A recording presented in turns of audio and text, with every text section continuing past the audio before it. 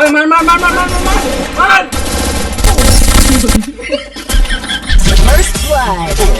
কি করলো তোরা রে? তোরা তিনজন মারা দিছে।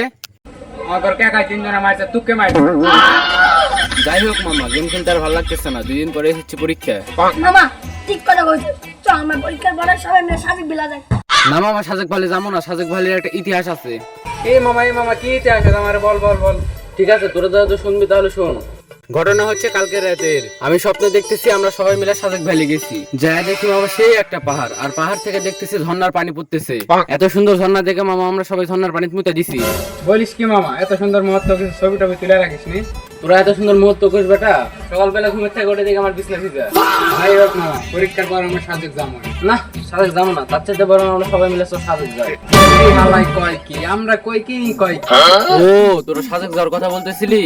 আমি তো মনে করছি তোরা সাজেক যাওয়ার কথা বলতেছিস। আমি কি ওরে একাই মারবো না, তোরাও মারবি? চল সবাই মিলে মার। এই মামা দাঁড়া। কিরে মামা, তোরা সবাই মিলে ওরে মারতেছিস কে? ওই কি করছো জানোস? কি করছে ওই? তোরা না বললে আমি জানবো কেমনে? আমার একটু কম। ওই আমাদের টুরের উপরে একদম মুতে দিয়েছে। ও এই ব্যাপার, তো সামান্য বিষয় ওরে মারার কি দরকার? তোরা পানি দিয়ে পরিষ্কার করে লিখি। যাই হোক মামা, তোরা যখন ট্যুরে যাবি আমারও নিয়ে যাস। তোদের ব্যাগটা কিছু ধোয়া মোহেনি, আর গেঞ্জিও একটা কিনা দিস। গেঞ্জি আমার ছিঁড়ে। আমাদের স্যার ট্যুরে যাবে, লেভেল আছে আমাদের মতো। আমাদের স্যার ট্যুরে গেলে আমাদের লেভেলে থাকতে হবে, ভালো জামা কাপড় থাকতে হবে, টাকা পয়সা থাকতে হবে। তোর ক্লাস কোথায়, আমাদের ক্লাস কোথায়? তোর সাথে আমাদের ক্লাস যায় বেটা? হ মামা, ক্লাসে তো যাই। ও ক্লাস 10-এ পড়ে, আমরাও ক্লাস 10-এ পড়ি। যাই হোক মামা, তোরা ট্যুরে যাইতেছিস যা, কিন্তু সাবধানে যাস। আমি শুনেছি সাজেকে নাকি পয়সা পাইনি যে পিছন মেরে দেয়। তোরা সাবধানে যাস। যাওয়ার সময় কি করে গেলে ওটা? আজকে গরিব বলে বন্ধুদের সাথে যাইতে পারলাম না। আজকে যদি আমার কাছে টাকা থাকতো তাহলে আমি ওদের সাথে ঘুরতে যাইতে পারতাম। এই ছোট ডালটা দে তো। এই নেন উস্তাদ। এই ছোট লাগা তো।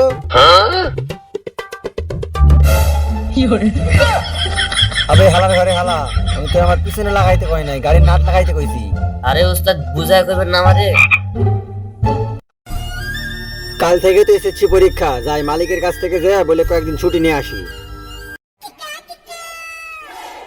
মালিক, কাল থেকে তো আমার এসেছি পরীক্ষা, আমার কয়েকদিন ছুটি লাগতো। বাপের বাড়ির আবদার পাইছোস? ছুটি বললে ছুটি, পরীক্ষা দিয়ে এসে বিকেলে কাজ করবি।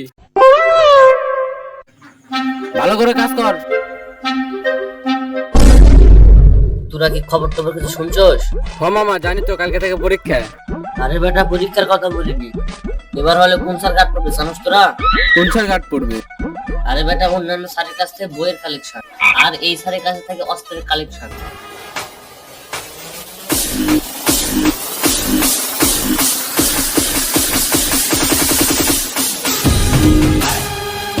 বলিস কি মামা, স্যারের নাম কি? Rabiul from Sweden.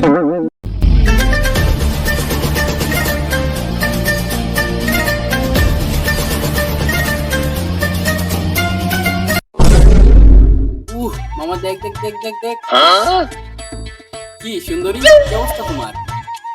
কি রে, তোরা পরীক্ষা দিয়ে বেড়াচ্ছে, সব কি করতেছ? কিরে মামা, তোর পোশাক চেঞ্জ হয়ে গেছে দেখতেছি। আরে হ মামা, আমি যে দোকানে কাজ করি ওই দোকানের মালিকটা অনেক ভালো। আমার পরীক্ষা দেওয়ার জন্য এক সেট পোশাক কিনে দিয়েছে।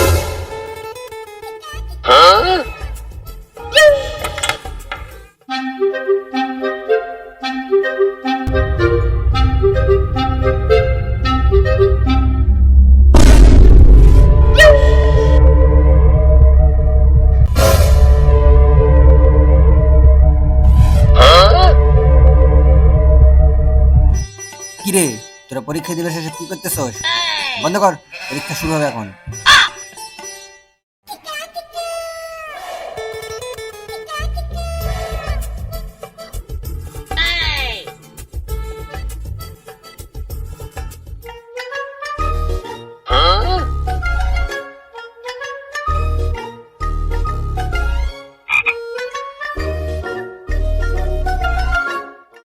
এই শোন, কারো কাছে নকল টকল আছে নাকি?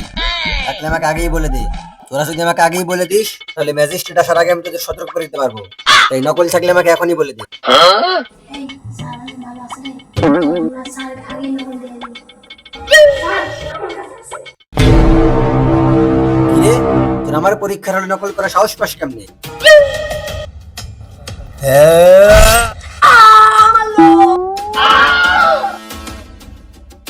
আমার পরীক্ষার হলে কোনো নকল চলবে না।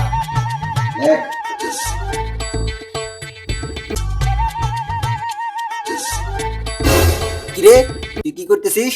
পরীক্ষার খাতাতে তুই মুড়ির ঠুঙ্গা মারিতেছিস?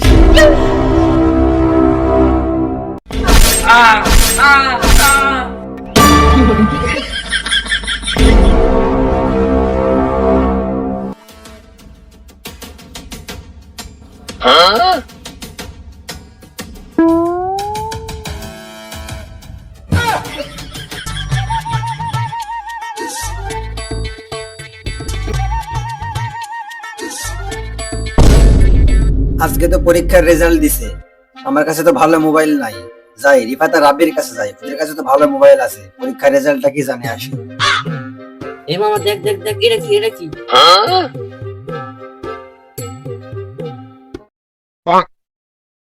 কিরে মামা, তোরা এখানে কি করতেছিস? আজকে তো পরীক্ষার রেজাল্ট বের হয়েছে, আমার কাছে তো ভালো মোবাইল নাই। দেখ তো আমার রেজাল্টটা কি। মামাই বলো তো, মনে হয় জানে না আমাদের স্কুলে সবাই পাস করছে। চল লাগে একটু মজা লি। মামা তোর রেজিস্ট্রেশন নাম্বারটা ক। আমার রেজিস্ট্রেশন নাম্বারটা হলো 35463849। মামা এই হালাই তো এ প্লাস পাইছে, ল ওর সঙ্গে একটু মজা নি। মামা তোর তো সবকিছু ঠিক আছে, কিন্তু 2 মার্কের জন্য তুই গণিত ফেল করছস। বলিস কি মামা? তোরা জানিস না মামা, আমি অনেক কষ্ট করে পড়ালেখা করে পরীক্ষা দিছি। আমি এখন বাসায় যে কি বলবো আমি ফেল করেছি। মজাটা একটু বেশি হয়ে গেল না? আরে না বেটা, বিকেল বেলা আরে মিষ্টি খায় সুখাবারটা দিয়া দেবো নি।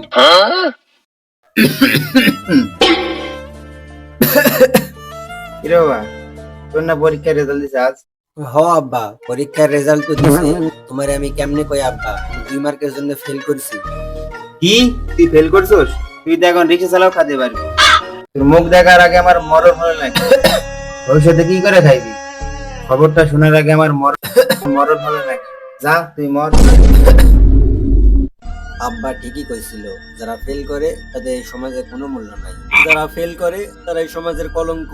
আমার জন্য আমার বাপ মা এই সমাজে মুখ দেখাইতে পারবে না। আমার মরে যাওয়াই উচিত। আমার নিজের জীবন আমি নিজেই শেষ করে দিব।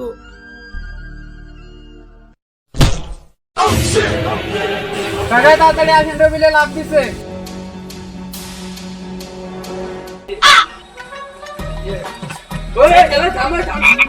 কিরে এত জোরে দৌড়াস কে? কই যাস তুই? তোরা জানাস না রবিল তো 7 থেকে লাভ দিছে। এটা কি হলো?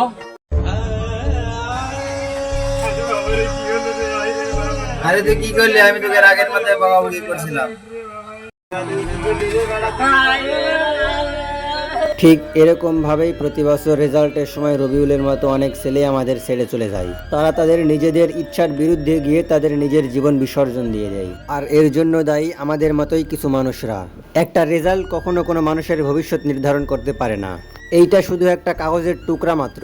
এই বছর ফেল করলে হয়তো পরের বছর আবার পরীক্ষাটা দিতে পারবো, কিন্তু মানুষটা চলে গেলে সেই মানুষটাকে আমরা কখনো ফিরে পাবো না। তাই আসুন আমরা তাদের মানসিক এবং সামাজিক চাপ না দিয়ে আমরা তাদের পাশে দাঁড়াই, তাদের ভেঙে পড়া থেকে আটকাই।